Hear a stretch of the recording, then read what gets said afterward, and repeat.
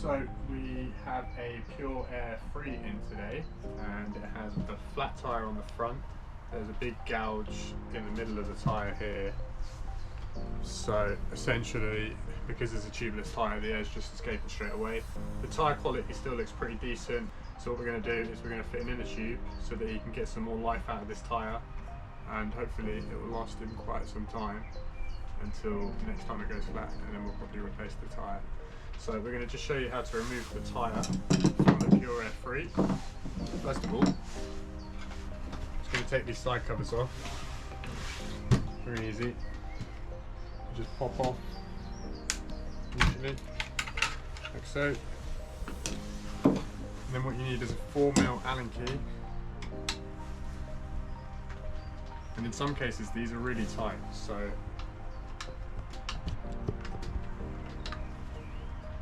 like now, that's quite tight. So what I don't want to do is force it and damage the whole thread on the bolt. Otherwise that's a whole nother ball game. We have to try force the TORX in there. So I'm just going to grab a hammer and a 4mm.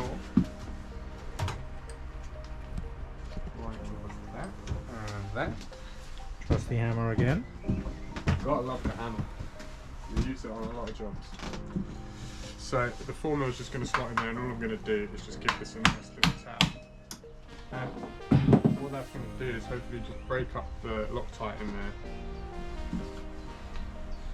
which in this case doesn't seem to have done.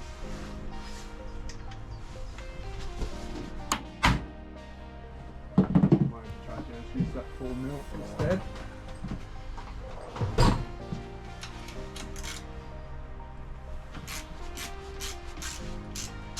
And if you come in here, mate, we'll have a look. It's completely rounded off. It's so shite. So a lot of you are probably going to face this issue. We do on occasions. What I'm going to try to do is just try to take the other side out as well while we're here. No doubt it's going to end up in the same situation. So let's just send it some vibration and shock through the bolt just to try and loosen it up. But that's so tight. And yep, completely rounded off. So ultimately, at that point, you would be screwed. You'd be thinking, well, what the can I do to fix it? So I'm going to show you a T27. So what we're going to do is just take out the one I put in there and now put this one in. So that's hammered in there nicely, and hopefully, with a bit of luck, it's good news. In fact, it's great news for you guys at home stuck with this issue, because if you've done exactly what I just did, then you've got the first one out, and you can reuse that using this tool, which is another upside. So we'll come down to the other side, get our tool back in place, smash it in.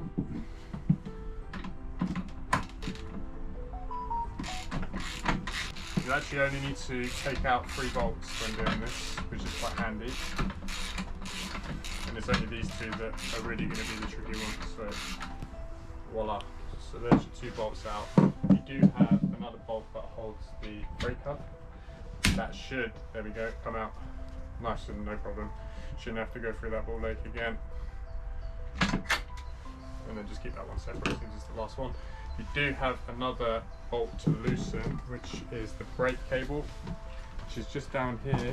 You just come over here, you can see it on the other side. Just down here. What we're going to do is just crank that open a little bit, enough so that the cable is free, and you just pull it out then. And that is the bolt we just loosened there. And then we can get on with changing the tyre. What I like to do is try and almost show you from this side, squish the tyre together and push it in. That way you can see it sort of tucked in compared to the other side.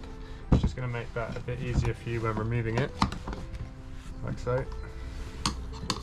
And pop off nice and easy, and the rest of the tyre just automatically slips out, like so, and you're left with just the rim. So what we're going to do is just inspect this, because we are going to reuse this. and we want to make sure that there are no surprises inside, especially around this area where there is some sort of debris poking through. Don't know if you can see that very well, but we need to get rid of that. It looks like some glass or something, so we'll pull that out quickly.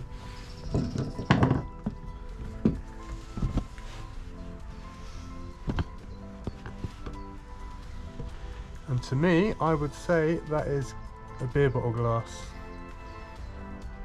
So, fortunate for this guy, that is what cooked his tyre and caused him this issue. However, issue has been removed from the picture. Just going to get this valve out as well.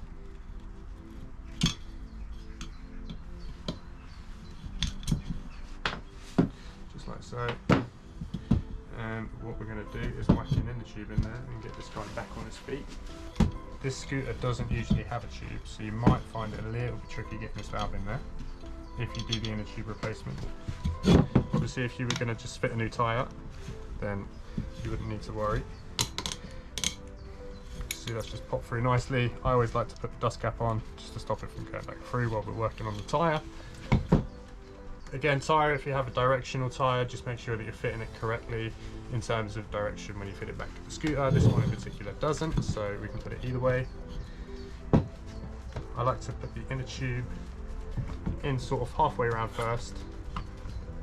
Leave this little flap, and then just get your tyre lever, stick it through like that, and just pop your tyre on. Nice and easy. Get the rest of the inner tube here. Stick her in towards the inside of the tyre, like so, and that means now that the inner tube is basically inside, not exposed to the rim. I always start with the valve, push it down, start to put it in by hand, get your tyre lever, just start to pop it in. This is a bit awkward, so I'm not sure how the camera will pick it up here, but fortunately, you do need to use two hands for this. The other hand's just basically keeping the tyre in place. What I'm doing here is just making sure that, like the beginning, the tyre's squished together so it's almost sucking in, which makes this a bit easier to put back on. And the same rules apply for any scooter and any tyre change, and then just pop that on like that. Pump it up, good to go. So I'm not going to worry about pumping it up now because I know I haven't damaged the tube. I do this all the time, so you might want to first pump it up, make sure that it isn't damaged, and then go back to fitting it. But we'll show you how we put it back. It's quite straightforward. So first off, it is a little bit tricky to get this brake cable back, but essentially you just want to feed it through. It's a little bit tedious the way I'm trying to do it, but you can see there it's gone straight through. I like to just twist it up a little bit just to tighten it, just stop it popping back out as we're working here. But essentially that's in, and we want to just drop the wheel in here to the frame, and all good stuff. We get our screws. We're going to screw them back in. Doesn't matter. Before you tighten those two, you do want to make sure that you put the brake hub screw in as well. So you just want to line the hub up to the bolt. Goes in here.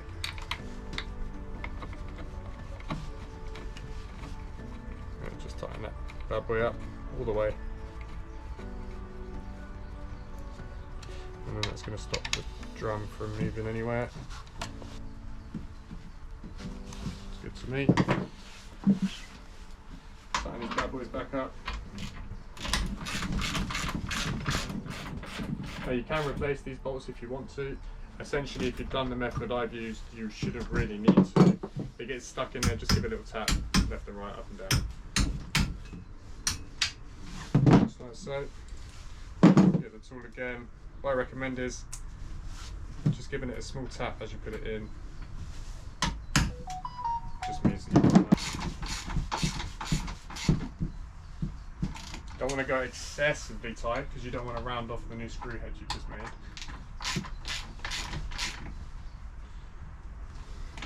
Whack your covers back on, preferably the right way around. Just slide and clip in there. That's another scooter on the road.